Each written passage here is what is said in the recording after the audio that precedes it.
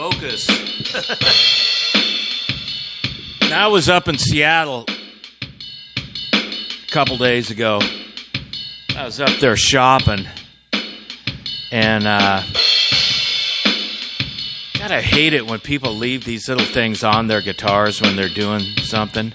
It just looks like you're a goober, in case you're wondering. I should have taken it off before I started. I've always had good luck with these. I've compared this one up against a Strobo tuner that my friend has, and it's just dead on. I mean, it's within a tenth of a cent of a good tuner, so that's why I use it. But when you have them on your guitar, it makes you look like a goober, so go ahead and take it off. But anyway, back to the Seattle story. I work in Seattle a lot. I used to. I don't go up there anymore. It's gotten to be out of hand. But there's homeless heroin addicts everywhere. Mentally ill people that should be in a insane asylum. And there's maybe one or two people that are just down on their luck that aren't addicted to chemicals or crazy. But anyway, it's a huge mess. Thousands of heroin addicts. You see used needles all over the place. It just degrades everything. The politicians in this state coddle them, so we're getting more and more and more coming in because they know what an easy life it is in Seattle. The police won't arrest you. Nobody will harass you. You can park your car anywhere and live in it. They can't tow your car. That's considered your home, according to the Seattle City Council. Your car is your home, so they can't even tow them. So they're broken down RVs, and it's just a escape from New York scenario. A complete disaster. And that's what heroin's doing. Heroin's a big bad thing. It's going to cause a lot of devastation in this country. But at any rate, when the homeless people come up to me, some of them aren't even homeless. Some just panhandle. Because they're supporting heroin habits that can cost upwards of $100, $200 or more a day. That's why they don't have a roof over their head. Spending their money on an expensive drug habit. And they're getting that money from two ways. Three ways. Panhandling, dealing, or stealing. So anywhere you have heroin addicts, you're going to have a lot of crime. Because they have to go out and get money. They're going to shoplift. They're going to break into your house. It's just a disaster. So anyway, a year ago or so after I'd been panhandled, and I always tell the panhandlers the same thing when they come up to me. Excuse me, sir, do you have any spare change? Or, excuse me, sir, I need some gas. You know, the empty gas can trick's a real good one. You have the empty gas can with you? Or a dog. You get a dog, which you have no business owning in the first place. People feel sorry for you. Or, I'm a Vietnam vet. Give me a break. But they get a lot of money because they're supporting these expensive habits. So when they come up to me, excuse me, sir, do you have any spare change, or I need some gas? I always give them the same reply, because almost all of them are smoking. And they're not smoking generic cigarettes. They're smoking Marlboros. And so I say to them, now you got enough money to buy cigarettes, and you're asking me for money so you can buy more expensive cigarettes? And then I usually just tell them, you're dismissed. And they don't like me. So I was working at this one place, and I'd get accosted every day.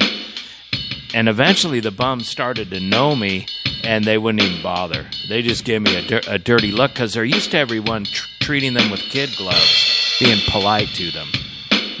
I'm not polite to people that come up and try to beg money from me, especially when I'm going to work and I'm going to bust my ass all day while they're smoking expensive cigarettes and begging money and shooting heroin and ruining everything around them. Everything in their immediate environment gets ruined. Starbucks has to let them into their bathrooms now because they're so politically correct, they can't kick them out. Here, use our bathroom. They go in there and shoot up dope, squirt blood all over, and some poor person has to go in there and clean that disaster up. it's a mess. So at any rate, I decided to write a song about it. And I've done this one before on my other channel, but being up there again in Seattle kind of reminded me of it, so I'm going to do it again.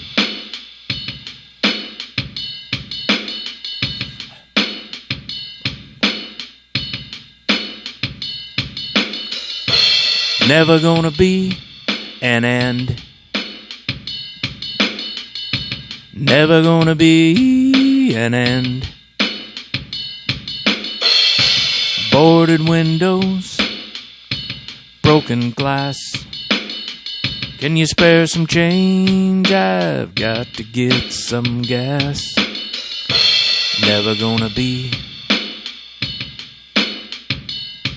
an end.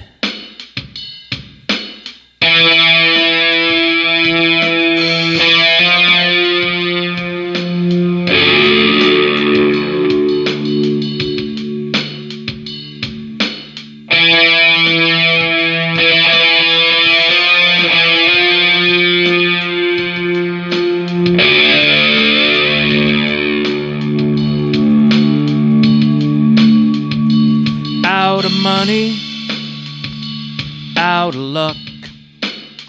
Gonna take a ride in my stolen pickup truck. Never gonna be an end.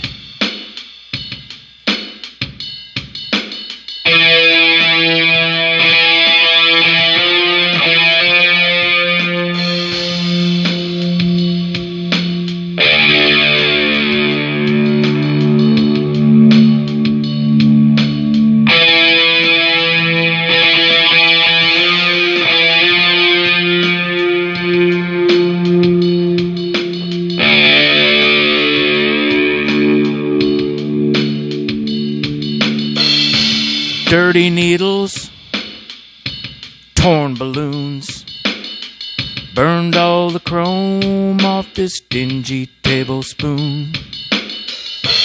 Never gonna be the end.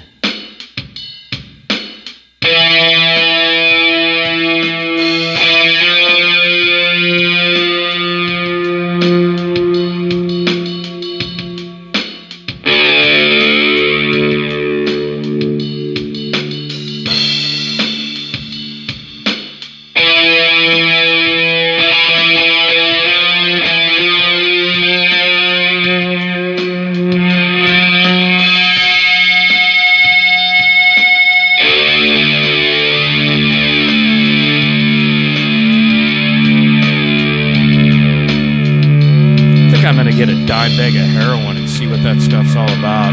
Must be good.